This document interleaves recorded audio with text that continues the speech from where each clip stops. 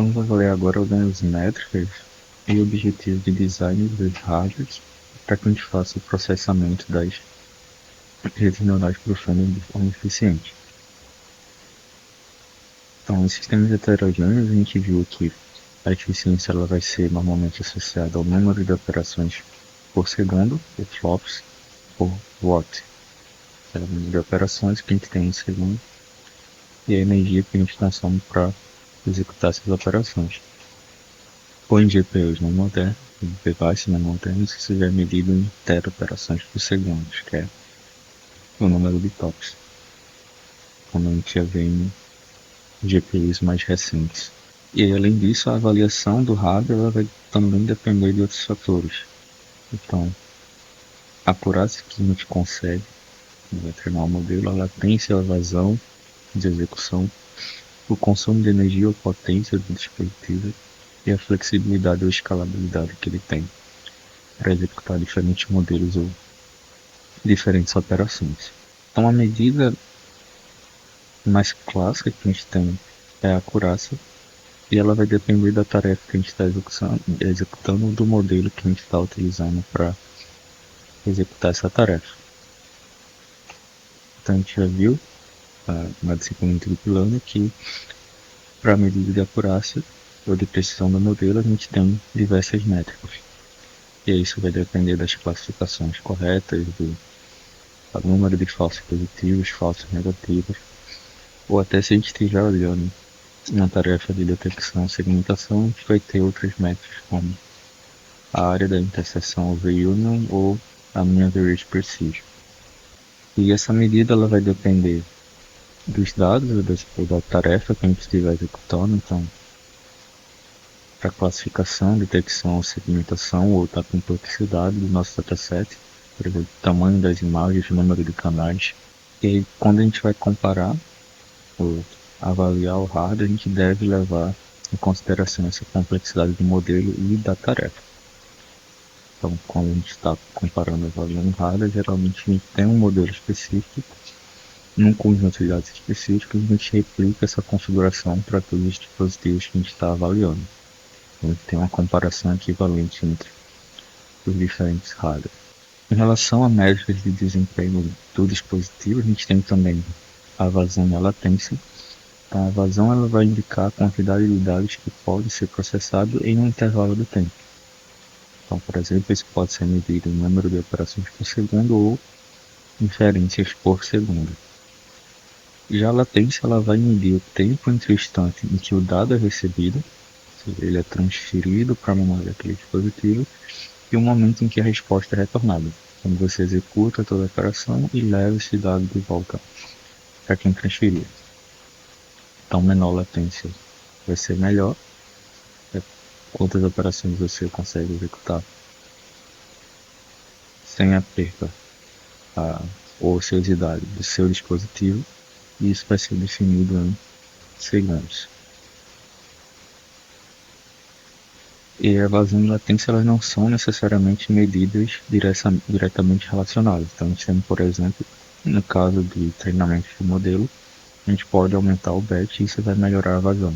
A gente vai ter mais informação sendo processada paralelamente, em que a gente pode aplicar o mesmo conjunto de pesos ou realizar a predição no mesmo passo. Mas esse aumento ele vai melhorar a vazão, mas ele pode prejudicar a latência, porque o tempo para a gente copiar essa informação maior, ela vai ser maior. E a gente vai ter mais tempo para retornar o resultado. A gente pode ter que particionar a informação para tentar paralelizar mais informação ou ter menos espaço disponível em memórias de maior desempenho, e aí a latência, o retorno dessa resposta ele vai ser prejudicado. E existem diversos fatores que vão impactar a vazão e a latência.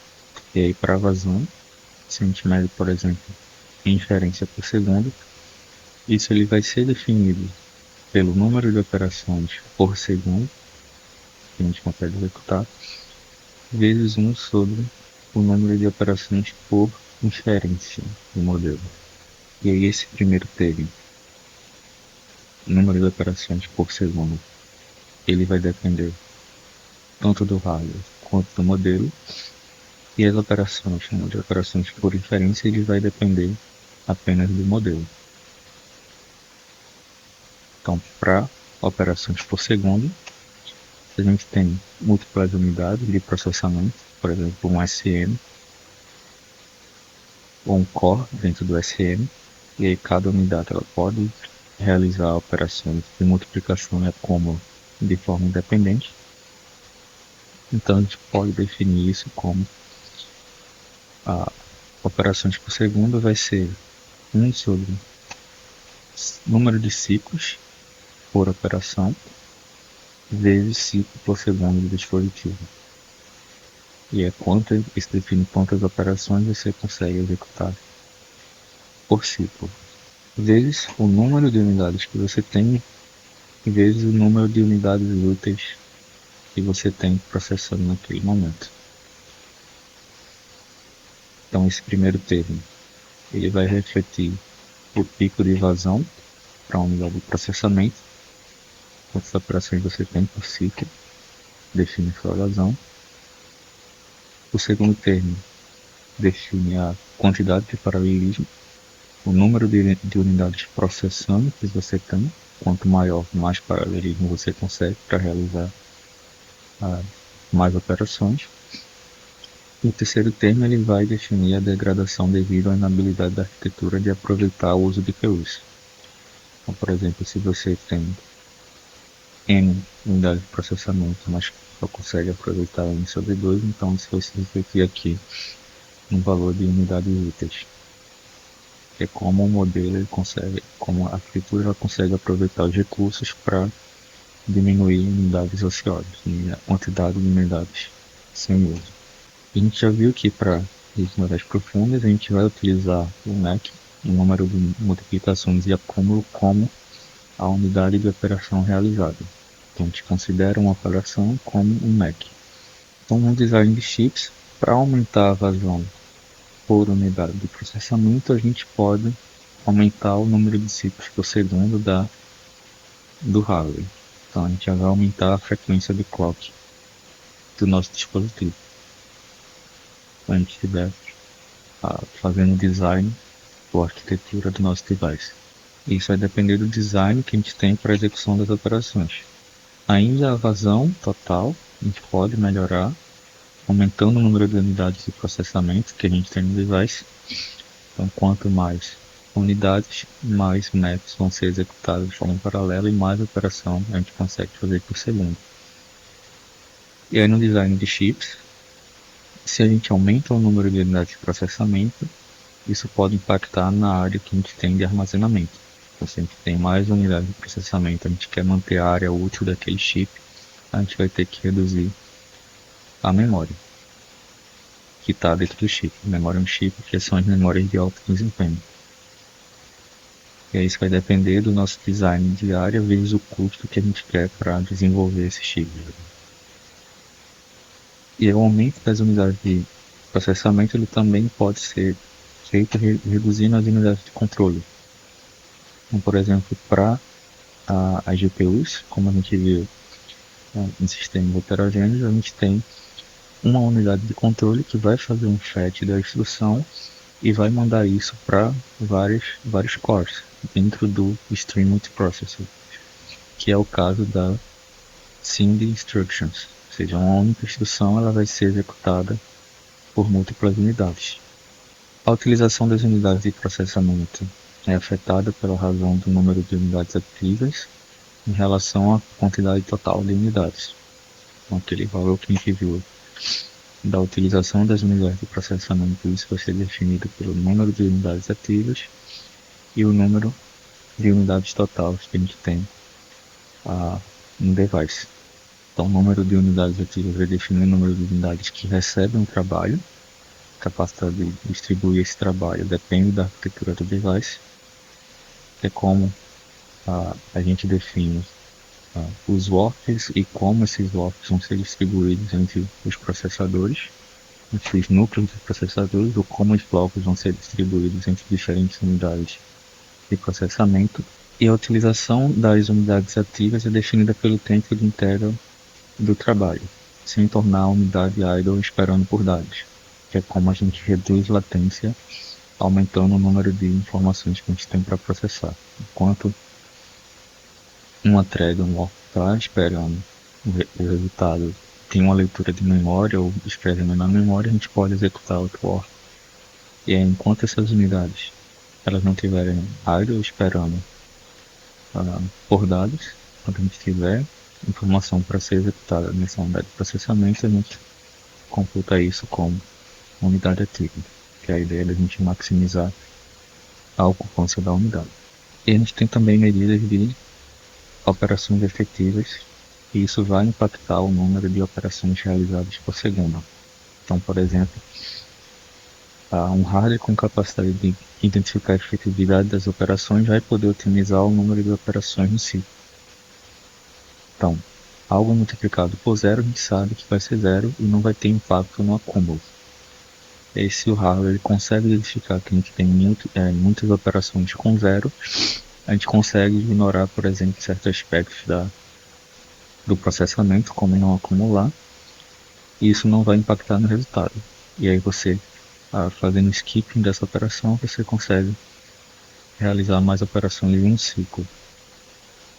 E aí tem estruturas no hardware para fazer identificação, por exemplo, de matrizes que tem um grande número de valores zeros, e aí você consegue otimizar a execução ou comprimir essa informação para executar isso de forma mais eficiente. E o número de operações ele também vai ser afetado por hardwares que suportam operadores de diferentes precisões. Então, dependendo do tipo de dado que você está usando, você vai ter diferente performance do seu sistema. E a gente tem um resumo do impacto dos valores de inferência que depende do device e do modelo. Então, a gente tem um número de operações por inferência. Isso vai ser definido por como a gente compõe a arquitetura. Quantas operações a gente precisa fazer por inferência vai ser definido pelas camadas que a gente está utilizando e pelos parâmetros que a gente define para essas camadas. Então, isso vai depender apenas do modelo. Número de operações por ciclo por segundo, ou número de unidades de processamento, isso vai depender do nosso hardware.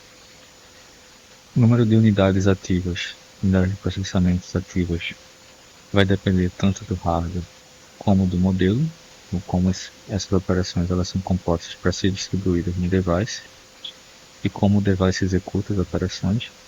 E a utilização da unidade de processamento também vai depender do modelo e do device. E o número de operações apenas não vai ser suficiente para mensurar a vazão e latência dos modelos em hardware. Então a gente tem um gráfico visual aqui que mede a latência em relação ao número de megas. Então a gente medir o desempenho do modelo apenas pelo número de operações que ele faz não vai ser suficiente. A gente tem, por exemplo, aqui essa fila. A gente tem modelos que têm o mesmo número de operações, mas a latência ela vai ser muito diferente. Tem 2 vezes a latência para esses modelos comparado com esses modelos aqui. Da mesma forma, a gente tem modelos com a mesma latência, tem uma latência constante, mas que realizam diferente número de MACs. Então, a gente utilizar o MAC para medir a latência não é uma medida adequada. Além disso, a gente tem medidas também de eficiência energética e consumo de energia do hardware. Então, a eficiência energética ela vai ser usada para indicar a quantidade de dados que a gente pode processar para uma unidade de energia. Essa unidade de energia ela vai ser medida pelo número de operações por joule. E o consumo de energia ele vai indicar a quantidade de energia consumida em uma unidade de tempo. Então, quanto de energia total você consome no sistema naquele instante que você está medindo. E a eficiência energética e o consumo, ele pode limitar a vazão de acordo com a relação do número de inferências por segundo que você tem no seu sistema, ele tem que ser menor ou igual que o máximo de joules por segundo vezes o número de inferências por joule que você pode executar. É o limitante de consumo que você tem no seu sistema para ter um certo número de inferências por segundo. E aí, se a gente melhora a eficiência energética do device, aumentando o número de inferências que pode ser realizado por joule, você diminui esse valor de consumo por inferência, então, consequentemente, você pode aumentar a vazão do seu sistema, realizando mais inferências por segundo. E a inferência por joule, ela pode ser decomposta entre operações por joule, isso vai depender do modelo do hardware, e operações por inferência, que depende do modelo. Então, vários aspectos do design do hardware vai afetar a energia por operação,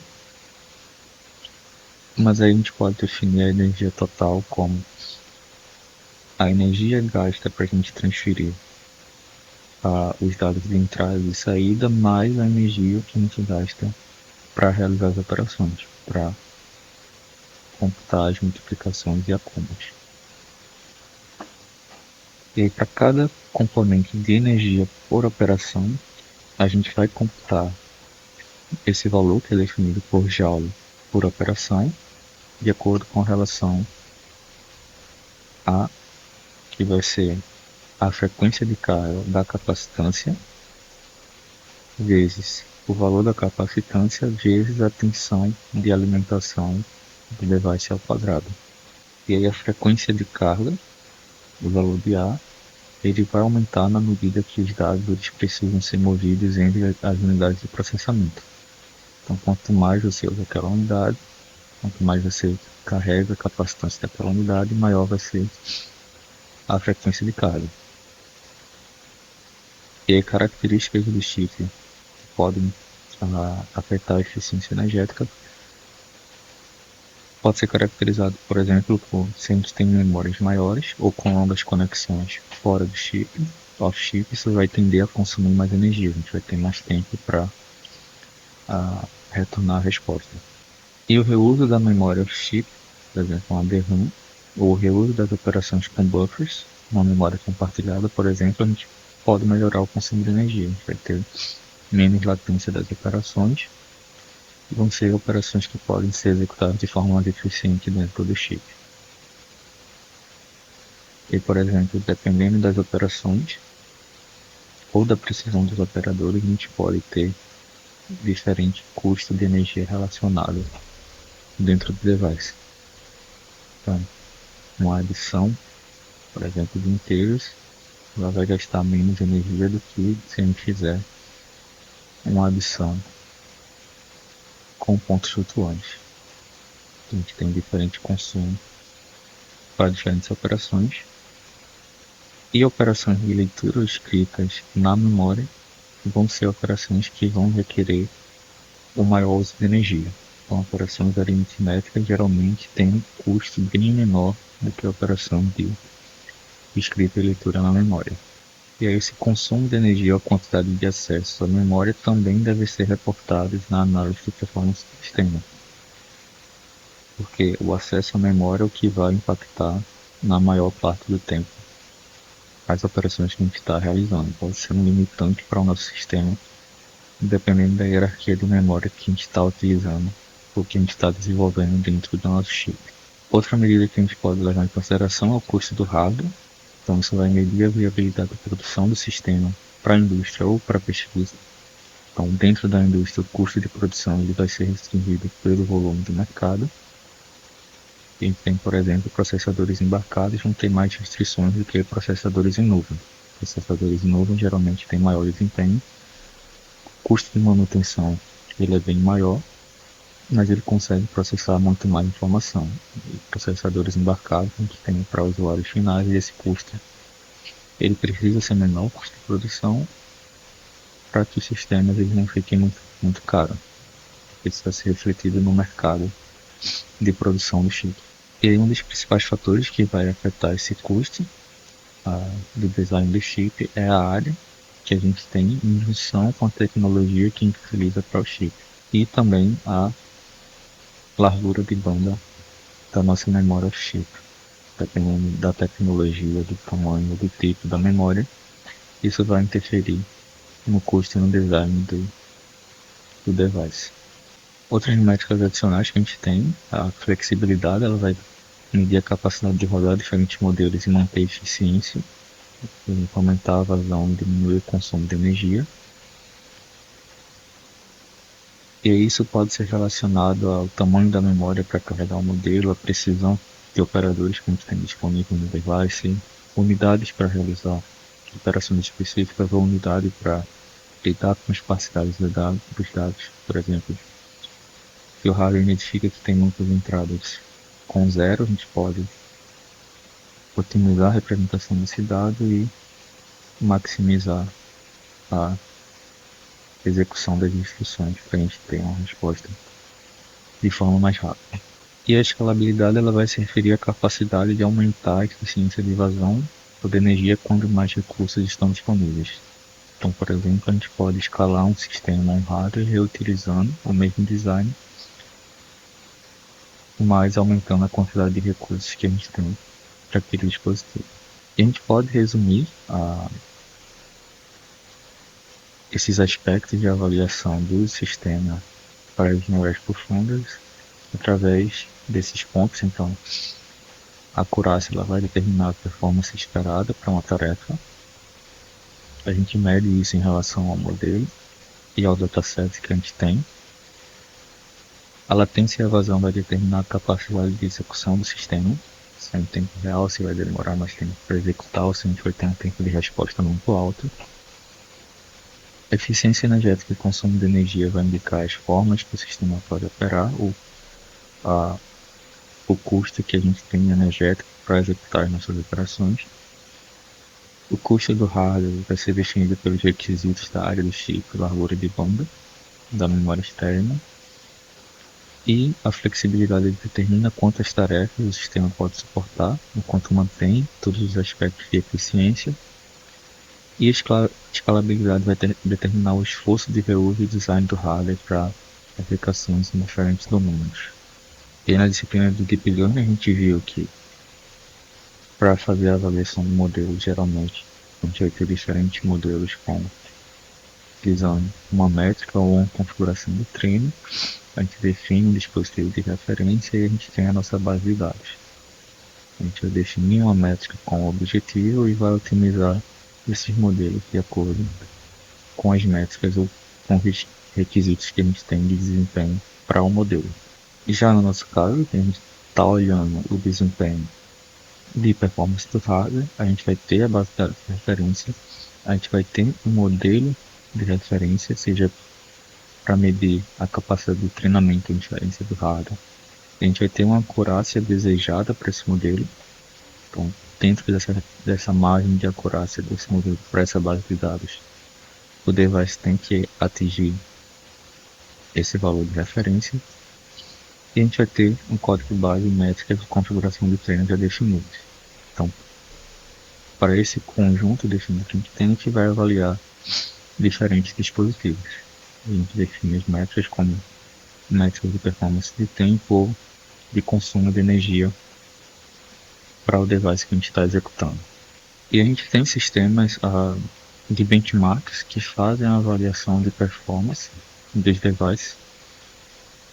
Então, o MLPF, por exemplo, é um benchmark que a gente tem a avaliação de diferentes tarefas em machine learning, como modelos de linguagem, modelos de tradução texto para imagem, ou modelos de detecção leves ou pesados. E para cada uma das tarefas, ele tem um modelo de referência, ele tem a tarefa de referência com um conjunto de dados pré-definidos, e a gente pode fazer o benchmark de diferentes dispositivos para cada uma dessas tarefas. Da mesma forma, a gente tem o AI Benchmark, que é voltado também para a execução de avaliação de dispositivos, mais voltados para aplicações de visão computacional e fotografia. Então a gente vai ter a tarefa de reconstrução, de remoção de ruído, de classificação ou detecção.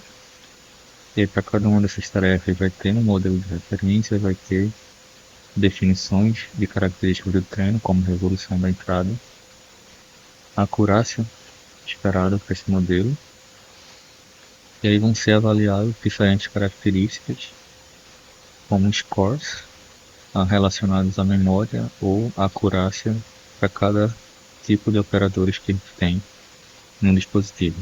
E aí isso vai ser ranqueado para cada dispositivo e processador desse dispositivo. E a gente tem também em produção um benchmark